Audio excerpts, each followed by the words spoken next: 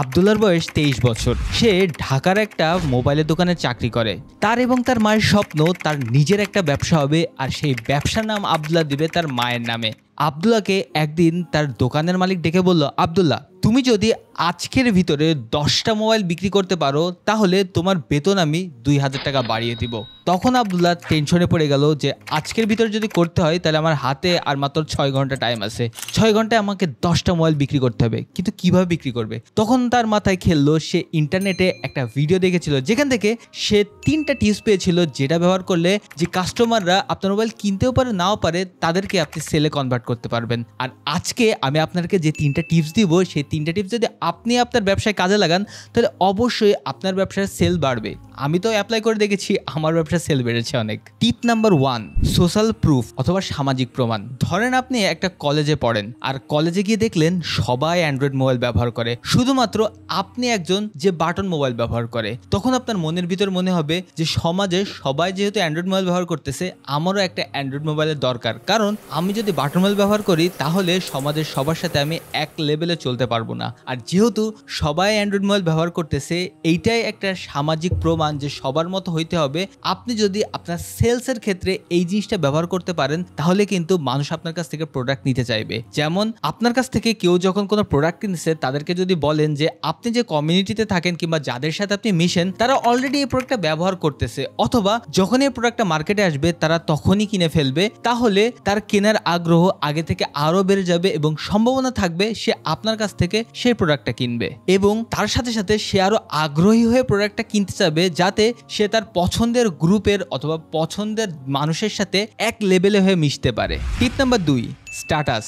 যেখানে সবাই iPhone use করে, বাট তুমি ব্যবহার করো অনেক পুরাতন একটা অ্যান্ড্রয়েড ফোন যেটার ক্যামেরা একদমই ভালো না। যখন সবাই মিলে সেলফি তুলতেছে এবং গ্রুপ ছবি তুলতেছে, তুমি লজ্জায় তোমার ফোনটা বেরও করতে পারতেছো না, আবার কারো কাছ থেকে ছবিও নিতে পারতেছো না, কারণ তুমি তো অ্যান্ড্রয়েড ইউজ করো। এই টাইমে তোমার মাথায় আসবে যে আমি যদি আর সবার মতো আইফোন কিনতে পারতাম তাহলে মনে হয় আমার স্ট্যাটাসটা সমান সমান হতো।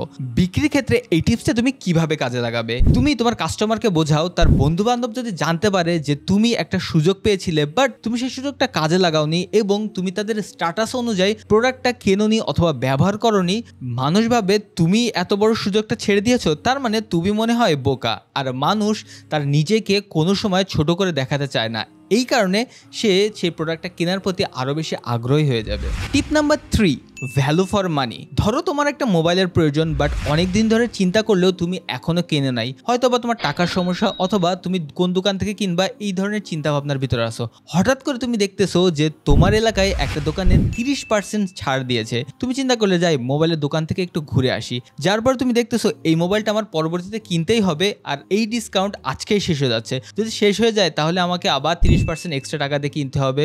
কি করা যায়? ঠিক ওই সময় তোমার ভিতরে কিন্তু অন্য টাইমের থেকে বেশি কেনার আগ্রহ হবে এবং তুমি চিন্তা করবে এই প্রোডাক্টটা যদি আমি এখন না কিনি তাহলে মনে হয় আমি বড় একটা মিস করে ফেলবো। বিক্রির ক্ষেত্রে এই টিপসটা তুমি কিভাবে কাজে লাগাতে পারো? তোমার কাছে কোনো কাস্টমার এসেছে এবং সে চিন্তা করছে এই প্রোডাক্টটা কিনবো কি কিনবো না, এখন কিনবো কি পরে কিনবো, তখন যদি তুমি তাকে বোঝাতে পারো যে এই প্রোডাক্টটা সে যদি এই ডিসকাউন্টে এখনই না কেনে পরবর্তীতে যখন কিনবে তখন তার অনেক লস হয়ে যাবে এবং তাকে বেশি টাকা দিয়ে কিনতে হবে একই পণ্য, তখন তার মাথায় কাজ করবে যে না, তাহলে তো এই জিনিসটাকে কিনে রাখাই ভালো, কারণ পরবর্তীতে তো দাম বেড়ে যাবে। তো যখনই কাস্টমার আপনার কাছ থেকে কোনো প্রোডাক্ট কিনতে আসবে এই 3টা টিপসের ব্যবহার করতে পারেন, যার ফলে আপনার সেলস আগে থেকে অনেক বৃদ্ধি পাবে। আরো কয়েকটা জিনিস ব্যবহার করতে পারেন যেটা আপনার সেলসকে আরো বুস্ট করবে। নাম্বার 1, কাস্টমারকে সবসময় অন্য একটা হ্যাপি কাস্টমারের গল্প শোনান, তার ফলে সে আরো বেশি আগ্রহী হবে। নাম্বার 2, অফারটা একটা লিমিটেড টাইমের জন্য দেন যাতে সে না চিন্তা করে পরবর্তীতে যখন লাগে তখন নিব, সে যেন মনে করে যে এখন এই জিনিসটা নিয়ে রাখি, পরে যদি না পাই। নাম্বার 3, কাস্টমারের সাথে সবসময় ভালো ব্যবহার করুন এবং তাকে চেষ্টা করুন আপনার প্রোডাক্টের ভ্যালু যতটুকু দিচ্ছেন তার থেকে তাকে বোঝান দাম আপনি অনেক কম নিচ্ছেন, তার ফলে সে আপনার প্রতি আরো আগ্রহী হবে। এখন আমরা ফিরে আসি আব্দুল্লাহর গল্পে। আব্দুল্লাহ কি পেরেছিল সেই 6 ঘন্টার ভিতরে 10টা মোবাইল বিক্রি করতে? আপনার কাছে কি মনে হয় এই টিপসগুলো অ্যাপ্লাই করলে সে কি পারবে? কমেন্ট করে আমাকে এখনই জানিয়ে দিন। আর এইরকম আরো ভিডিও দেখার জন্য চ্যানেলটাকে সাবস্ক্রাইব এবং পেজটাকে ফলো করে রাখেন। আর আপনি এখন কিসের ব্যবসা করেন আমাকে কিন্তু কমেন্ট করে জানাতে একদমই ভুলবেন না। দেখা হবে আপনার সাথে নেক্সট ভিডিওতে। আসসালামু আলাইকুম।